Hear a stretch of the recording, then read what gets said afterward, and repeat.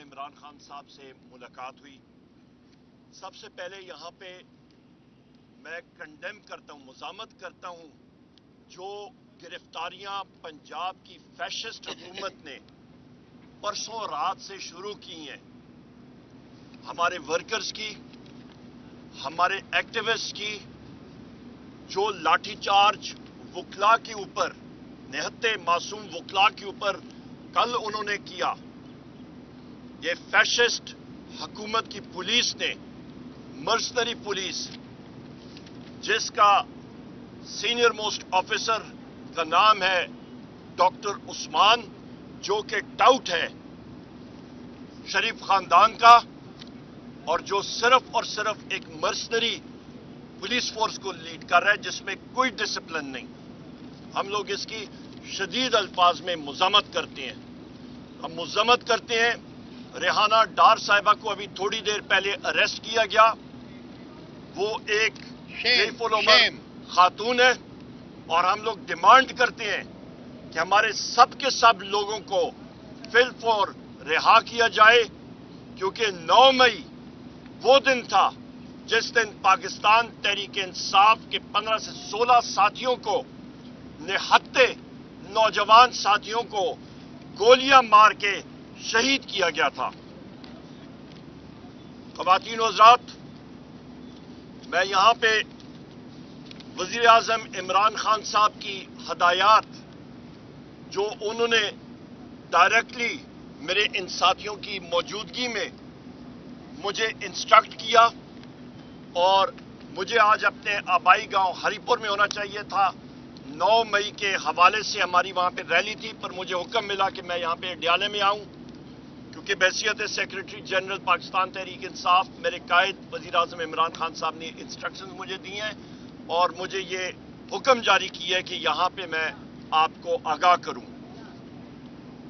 شیر افضل مروت صاحب کو وزیر اعظم عمران خان صاحب نے بے پناہ عزت, اہمیت اور رتبہ دیا, اور اس لیے کیونکہ انہوں نے کام بھی اچھا کیا.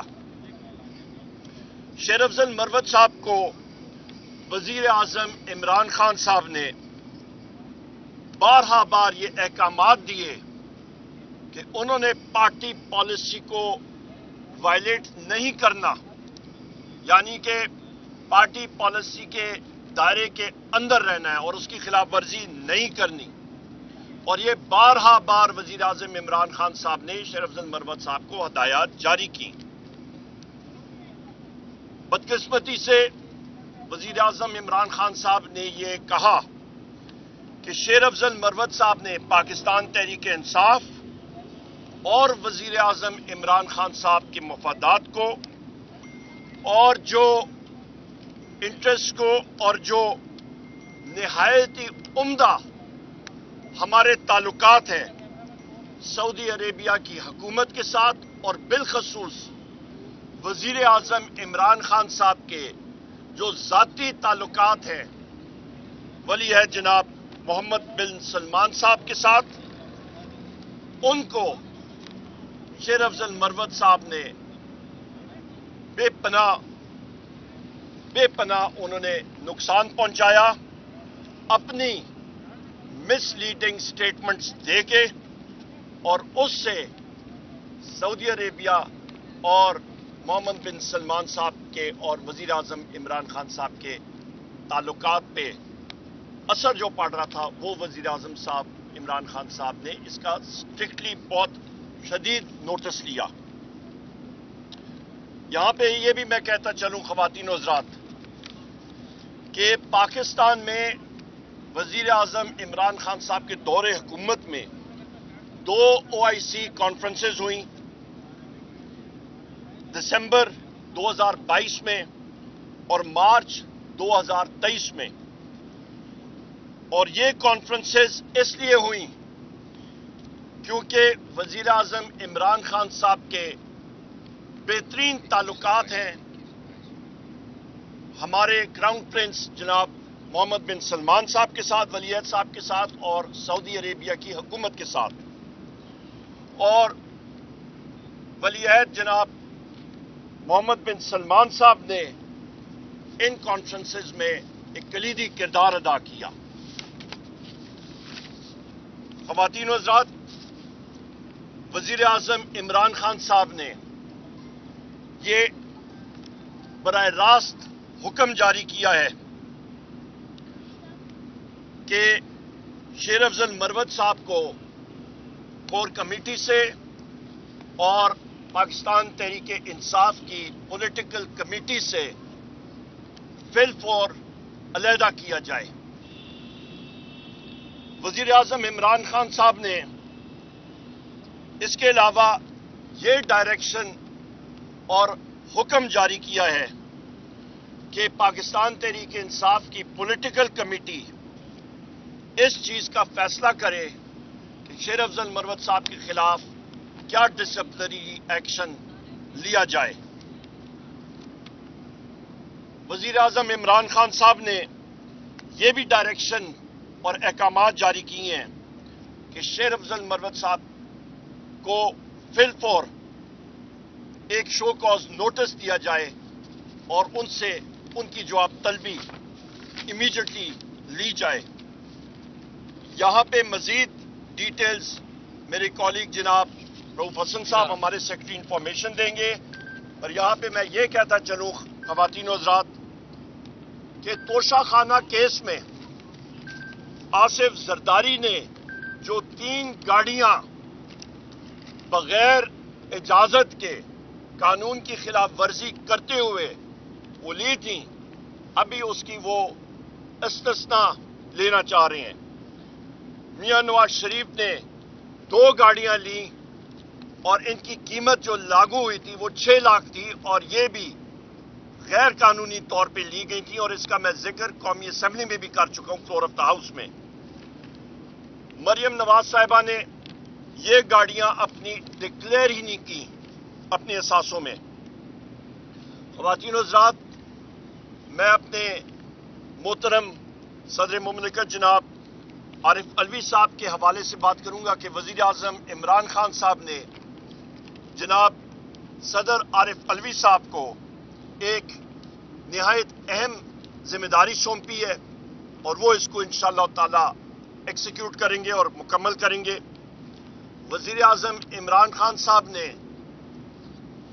बातचीत की हमारे वज़ीर आज़म आज़ाद जम्मू और कश्मीर न्याजी साहब से और वज़ीर आज़म आज़ाद जम्मू और कश्मीर न्याजी साहब ने वज़ीर आज़म इमरान खान साहब को आज़ाद जम्मू और कश्मीर में सियासी सूरत हाल से आगाह किया। और उसके बाद वज़ीर आज़म इमरान खान साहब ने इंस्ट्रक्शंस और अहकामात जारी किए कि वज़ीर आज़म आज़ाद जम्मू कश्मीर न्याजी साहब को पाकिस्तान तहरीक इंसाफ की पॉलिटिकल कमेटी में फिल फॉर उनका नाम शामिल किया जाए। रऊफ साहब, ओवर टू यू जनाब। थैंक यू उमर अयूब साहब।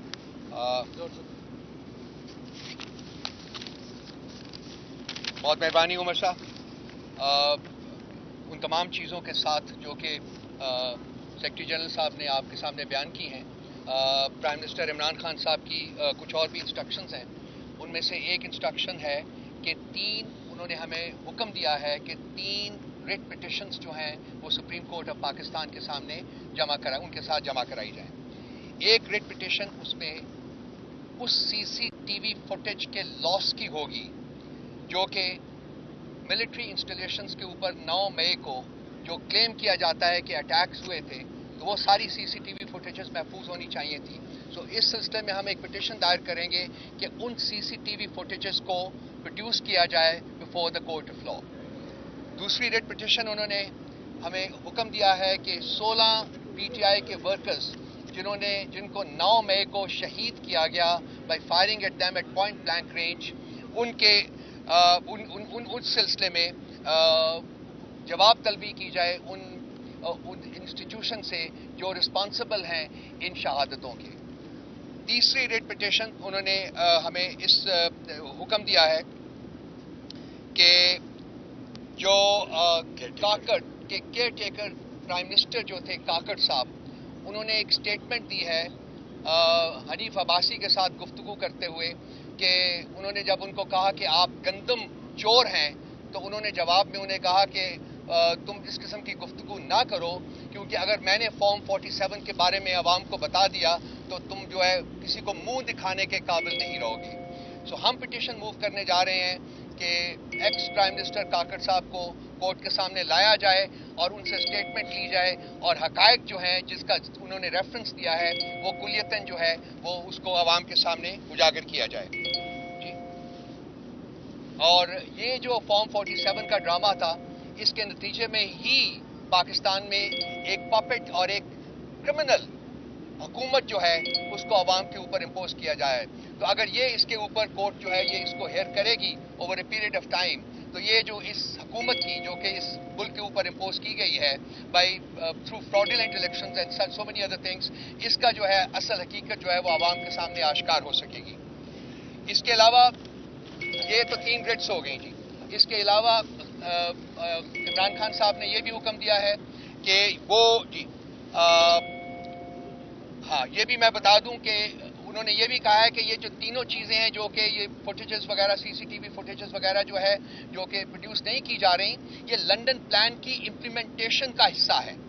جو لنڈن پلان امپلیمنٹ کیا گیا یہ اس کی انگریڈینٹس ہیں جو کہ عوام کے سامنے آنا چاہیے. اس کے علاوہ پرائم منسٹر عمران خان نے یہ بھی ہمیں حکم دیا ہے کہ ان کے خلاف ان کے اوپر جو اسیسینیشن اٹیمپٹس ہوئی تھی جوڈیشل کمپلیکس میں، اس کے بارے میں بھی انہیں کہیے کہ جو CCTV فوٹیجز ہیں اس کی جو کہ نہیں پروڈیوس کی جا رہی، انہوں نے ڈیمانڈ کیا ہے کہ وہ بھی پروڈیوس کی جائیں. اس کے علاوہ PMI کے عمران خان صاحب نے یہ بھی کہا ہے ہمیں کہ ہم موو کریں کوئی پٹیشن جس میں کہ یہ کہا جائے کہ کمشنر راولپنڈی جنہوں نے سارا کٹا چٹا جو تھا ان کا وہ کھول دیا تھا اپنی اسٹیٹمنٹ کے دوران کہ کس طریقے سے ان کی سپرویژن میں 17 سیٹوں کے اوپر fraudulent elections کنڈکٹ کروا کے جو ہارے ہوئے لوگ تھے ان کو جتوایا گیا. ہم یہ پٹیشن میں یہ کورٹ سے درخواست کریں گے کہ کمشنر راولپنڈی صاحب جو پچھلے 2 مہینے سے غائب کر دیے گئے ہیں اس اسٹیٹمنٹ دینے کے بعد، ان کو ریکور کیا جائے اور ان کو بھی عدالت کے سامنے پیش کیا جائے. بیک ٹو سیکرٹری جنرل صاحب. جی یہاں پہ یہ بھی اچھا، یہاں پہ خواتین و حضرات، وزیر اعظم عمران خان صاحب نے اس چیز کو اجاگر کیا ہے کہ 9 مئی کا پلان جو تھا وہ لنڈن پلان کا حصہ تھا، اور انہوں نے قوم کو یہ یاد دلایا کہ جس طرح 9 مئی 2023 ایک سوچی سمجھی سازش تھی، اسی طرح 11 مارچ 1971 بھی ایک سوچی سمجھی سازش تھی. اس وقت جنرل یحییٰ صاحب ملے تھے شیخ مجیب الرحمان صاحب سے، اور انہوں نے تاریخ فکس کی تھی، اس کا تعین کیا تھا کہ نیشنل قومی اسمبلی کا سیشن اس وقت کون سی ڈیٹ کو بلایا جائے گا. اور جس وقت وہ واپس راولپنڈی آئے تو اگلے دن شام ہی ملٹری آپریشن لانچ کیا گیا تھا ایسٹ پاکستان میں، اور اس کے نتیجے میں پاکستان کو ناتلافی نقصان پہنچا، اور ایسٹ پاکستان ہم سے 16 دسمبر 1971 کو علیحدہ ہو گیا. یہ وہ دن تھا جو کہ پاکستان کی تاریخ میں صحیح معنی میں بلیک ڈے آپ قرار دے سکتے ہیں.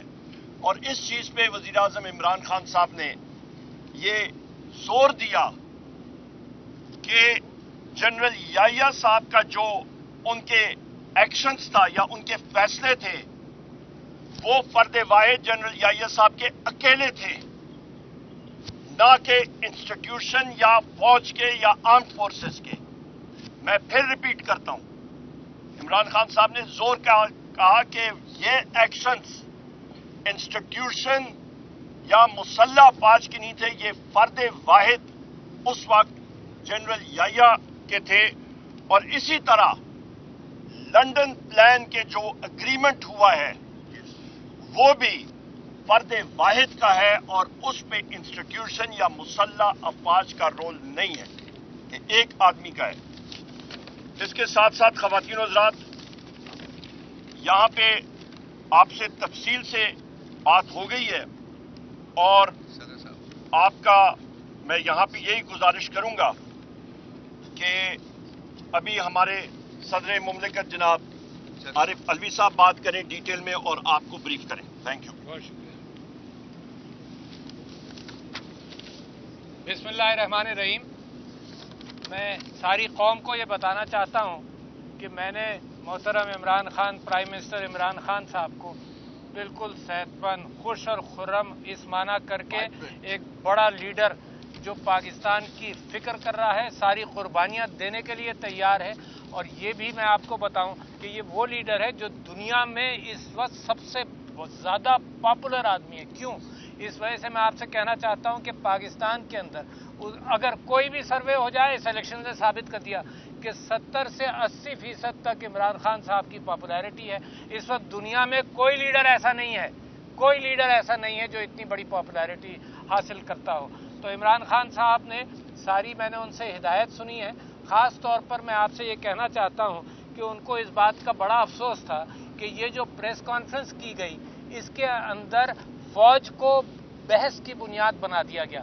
इसके अंदर ये बात भी हो गई, और फ़ौज के हवाले से एक आर्गूमेंट मैं देना चाहता हूँ जो उमर अयूब साहब ने भी दिया, मैं भी देना चाहता हूँ कि ये कहा गया कि फ़ौज के अंदर के जो लोग मुलव्वस थे 9 मई के अंदर, उनको सज़ा दे दी गई।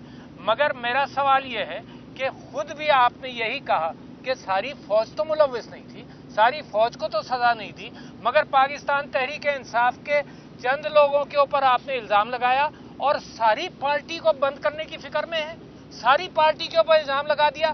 क्या ये इंसाफ है? हम भी समझते हैं कि फ़ौज सारी इस चीज़ में मुलव्वस ही नहीं है। उमर अयूब साहब ने कहा कि चंद लोग हैं, मगर आपने सारी पार्टी को बैन करने के चक्कर में सारी पार्टी का सिंबल लिया गया, सारी पार्टी को दबाया गया, सारी पार्टी पर आज भी जुल्म किया जा रहा है। तो ये एक मंतिक है जो बिल्कुल गलत। दूसरी बात ये कि फ़ौज को बहस की बुनियाद बना दिया, यानी ये आपका स्किल सेट नहीं है, सियासत आपका स्किल सेट नहीं है। और पिछले सिपाही सालार ने, कमर जावेद बाजवा साहब ने चलते चलते ये बात कही कि अब आइंदा फ़ौज सियासत में हिस्सा नहीं लेगी। इसका मतलब उन्होंने इकबाल किया इस बात का कि जब तक तो फ़ौज हिस्सा ले रही थी सियासत में, अब नहीं लेगी। फिर आप कहते हैं जी फ़ौज का कोई हाथ नहीं, फ़ौज का इंतखाबात के अंदर कोई हाथ नहीं है। एक एक बच्चा जानता है, लाखों क्लिप्स मौजूद हैं कि फ़ौज ने इंतखाबात के अंदर कैसे इंटरफियर किया।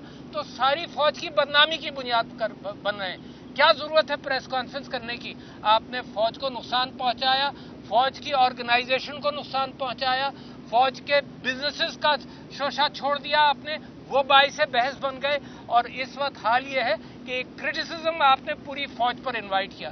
चंद लोगों का काम है, इलेक्शन के अंदर जो मैंडेट छीना गया उसकी जिम्मेदारी सब लोग जानते हैं। हज़ारों क्लिप्स मौजूद है जिसके अंदर कुछ अहलकार जिम्मेदार हैं, कुछ अहलकार मौजूद हैं। और जब आप आकर ये कहेंगे कि नहीं ऐसे हम लोग कोई फ़ौज का इसमें हाथ नहीं है, फ़ौज का यकीनन हाथ नहीं है, मगर कुछ लोगों का फ़ौज के अंदर से कुछ लोगों का हाथ उसके अंदर है। तो मैं समझता हूं कि पाकिस्तान के हालात के अंदर इस बात का इम्कान है। तीसरी बात आपने ये कही कि जी माफ़ी मांगी जाए, तो मुझसे का सवाल हुआ लाहौर में, तो मैंने ये कहा कि माफ़ी वो मांगे जिस पर जुल्म हो रहा है, या माफ़ी उनको मांगनी चाहिए जो जुल्म की बुनियाद बन रहे हैं। ये बड़ा अहम नुक्ता है।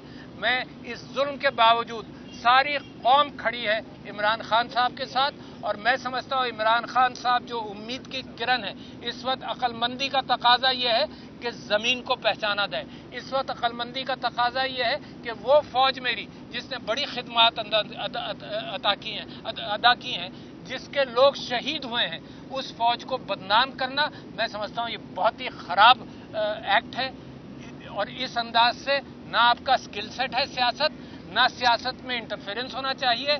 और सियासत से दूर रहकर जिन लोगों को कौम ने मैंडेट दिया है उनके ऊपर भरोसा करें।